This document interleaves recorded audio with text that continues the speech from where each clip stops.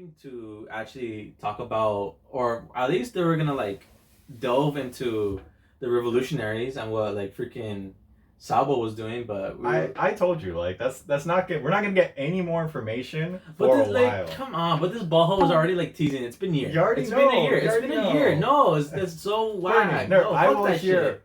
I'll hear. Okay, there will be no negativity on this one because this chapter is like the top chapter of the year. I'm saying that now.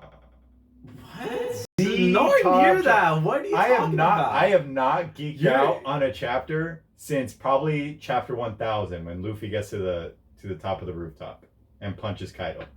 This is a fucking banger of a chapter, Fernie. I don't know what you're on right now if you don't think so. No, There's some crazy. This is a good stuff. chapter. This is like this page after page. I was like, what? I was like, what? Like over and over again. Okay, I would admit, I was saying that, but it wasn't like a banger like that was going off every God, like. Fernie, Fernie, I'm the Vince McMahon meme. We're like, well, first we get we get a flashback for Wano to tie up some loose ends. Oh shit, the Navy, we're getting to see Boa Hancock. Oh shit, we got Blackbeard showing up. And then, oh my god, Rayleigh shows up? Holy shit, this was a big fucking chapter. These are we're getting some answers. We're getting some answers to like some big stuff that I've personally been wondering about. Like, because Boa Hancock, Kobe were gonna go head to head. I was wondering how the fuck that was gonna get resolved. That was actually really wondering what the fuck was gonna happen with that, because I felt like Kobe was not at that level. Yeah, no, and I'm glad that they didn't like just make Boa a jobber. On the contrary, she was fucking beast in this one. Mm-hmm. We saw how powerful, how broken that devil fruit is when she wields it. Yeah. At least she basically just destroyed both sides. She took out commanders from Blackbeard's side too, in just one go. Like, that's so strong. That I don't know how Kobe and Blackbeard got away from it. Like, maybe they dodged those arrows. No, or maybe they just stabbed themselves, or maybe inflicted pain like the other dude. Who knows? But like, if Blackbeard didn't have that, well, I mean, yeah, like he has OP Devil Fruit too. It's pretty strong. But like, he could negate it with his black hole. So like that could be whatever. Exactly. No, but Kobe, like, what's going on with that? Because like, honestly, Kobe has been training under Garp, and I really been wanting to see what he's able. Bro, he has a coat. His coat is just flapping. He's got this whole chapter just filled with drip. I love Blackbeard's new Emperor drip. Blackbeard has been looking really good. He looks great. He looks great. Okay. He got his buddies like Vasco Shot and Katarina Devon. They both Katarina, like, they got great characters. Yeah, I love it. And I'm always glad that Katarina's actually kind of uglyish. Oh yeah, I love it. Let's just have. But she's so women. That's fine.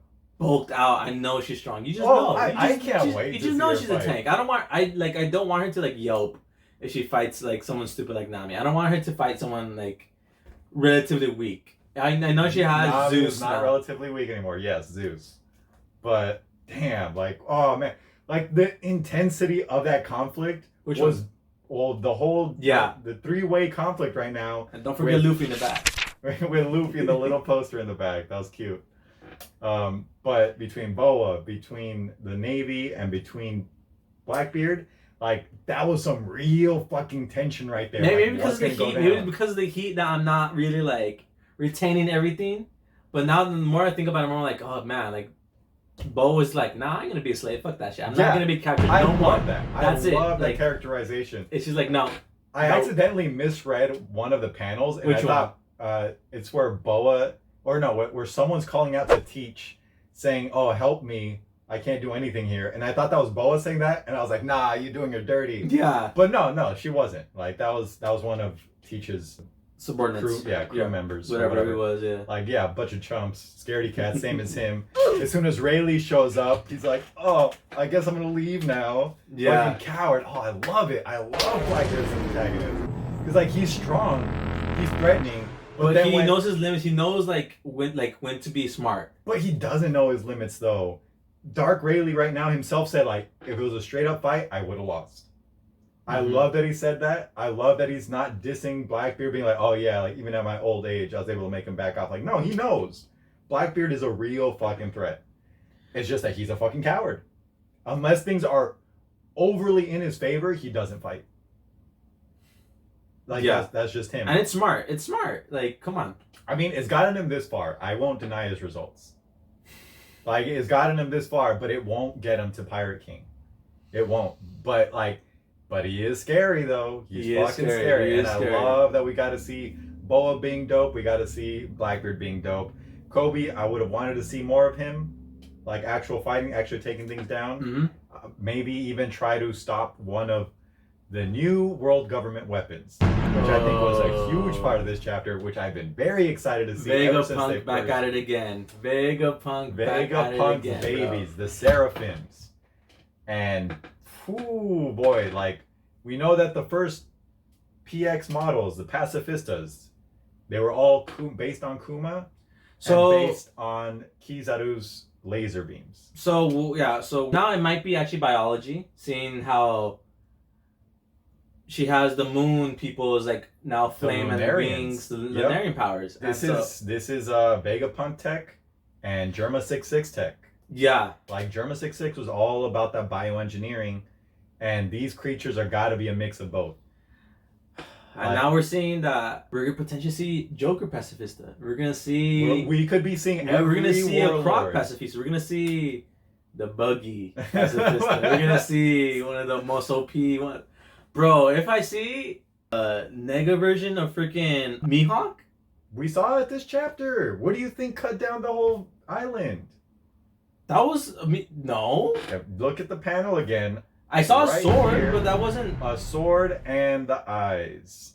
They were very much. They were trying. There were stars. They weren't. No, you're thinking about the Boa Hancock one that we saw at the end. Yeah, there was multiple. Yeah, there was at least two. I'm putting it up now. I was wrong. I am hype. Oh my god. So we saw two. We saw one Boa Hancock one and one potentially Mihawk one. Most likely Mihawk. Nah, bro. We can't have a Joker one. We're gonna have Doflamingo, and that's gonna be like a baby Doflamingo. We can't have wrecking shit. We can't have a birdcage fucking manipulating dude. Pass as a pacifista, man. Dude, and they take no damage. They're straight fucking tanks. They take no fucking damage. Like throughout this entire conflict, not a single fucking scratch on them. These things are powerful, and I can't wait for the fucking Straw Hats to come up against one. They're all young, they're all children still, so that's definitely bio. It's bioengineering. I feel that, I mean, if it wasn't something that had like an actual biological clock, then they would have just made them adults.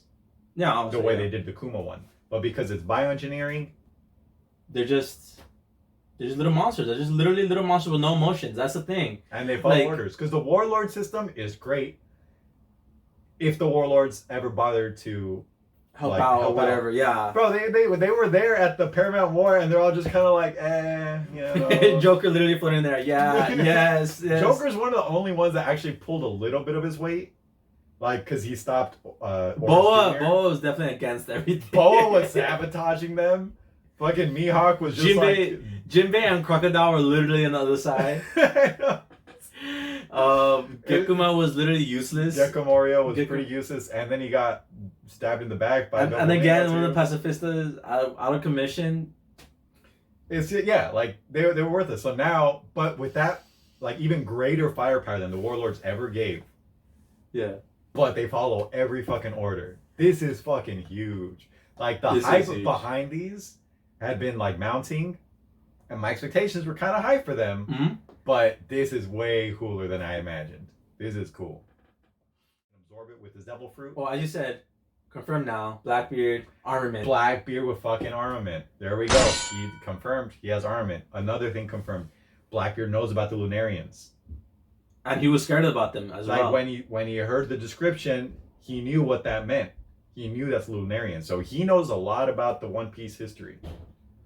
But what does that mean? Like, why is that so? What is so special about the Lunarians? I need a bit more. I wanted more from King. They're tied to the Void Century. That's for sure. They're tied to the Void Century, and Blackbeard knows his fucking history. Yeah. So that's super important. Another big thing that, well, maybe not as big of a thing, but something that was confirmed, I felt, was that yes, in order to get their powers, Blackbeard does indeed have to kill the people who have the devil fruit that he wants.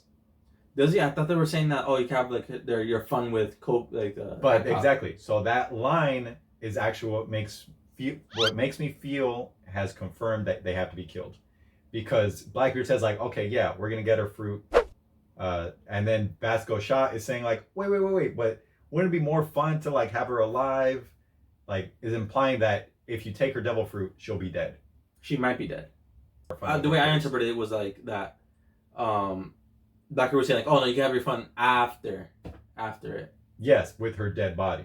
That's why Vasco Shot says, no, it'll be more fun if she's alive. Okay, I was just putting it out there just in case, because of the one line, the guy that turns invisible. I was kind of hoping for him to be alive. That's why, yeah, we didn't know for sure if he was dead, but I think now it's pretty clear that that dude got murked in order to get that devil fruit. So yeah, like, so the last few things, another mysterious mention of the Rocky Port incident. The Rocky Port incident, that did not happen with freaking Law. That's how Law became a warlord, because that's where he harvested all those hearts from all those pirates. It's something that Kobe has been called a hero for, because he was the hero of that incident. Now we're finding out Blackbeard was part of that, and he's thanking Kobe for his part in that. And he's mentioning a certain person called Ochako. Yeah, who's that? This man was part of the Rock's fucking pirate. So before Blackbeard took over that island, it was being held by a former Rock's pirate. That makes sense. Okay, that's so really lit. Okay. A lot of big fucking shit went down on that. I need to fucking know. I need to know. Like, oh my god, like Oda keeps teasing, like bringing this up, like, oh, there's a big moment, but we haven't seen anything from it. Oh my god, I am ultimate so teaser, and he's gonna like, I'm gonna let it all out now. I'm gonna give you guys all the answers. Not. Oh man, no, and it's just, well, now that Kobe's been captured by Blackbeard, presumably, I guess we'll have a chance where they maybe talk about that incident, what happened there. So that could be interesting to see. I don't know what they're gonna do with Kobe. I wouldn't like another Ace incident where I doubt it. I don't know. I don't think so. And I think Garp for sure is, not only does he care about Kobe, but like I feel like he might actually come to the rescue, maybe. But even then, like having Rayleigh say that he's not as powerful enough to stop him, I don't think Garp would be. No, he wouldn't. I think that was why the Rayleigh's line was so perfect, because it gives the old world the nerf that they deserved. Because because I mean, we all love OP old men. Yeah, Ivan, I know you love your OP old men, but you know, as Marco's been saying a lot, it's time for the new generation to step up. Yeah, the old guard's got to retire. They got to know. They're done. They just can't keep up with the new crowd anymore. I mean, that was what the whole point of Wano, the changing of the era. The old Yonko, the old world order was crumbled. It was destroyed. Last little thing. Shaki or Shaki? Shaki. Shaki was a former empress of Amazon Lily. And that's surprising, but you know, it makes a lot of pieces make sense. The old lady from Amazon Lily, she mentioned before that a former empress had also got this love sickness and she left the island. For Rayleigh. That was Shaki going with Rayleigh. And it makes sense now that why Rayleigh wasn't, like, I guess, rejected from the island right away. Yeah. Boa said that he's basically the only exception, and now we know why. Yeah. I thought that it was because he had rescued one of the empresses or whatever. Yeah, no, he had rescued Boa and the sisters, and it might also be part of that. That actually might be why Shaki fell in love with Rayleigh. But it was sweet seeing like Boa just like leaning on his knee. You know, it's cute.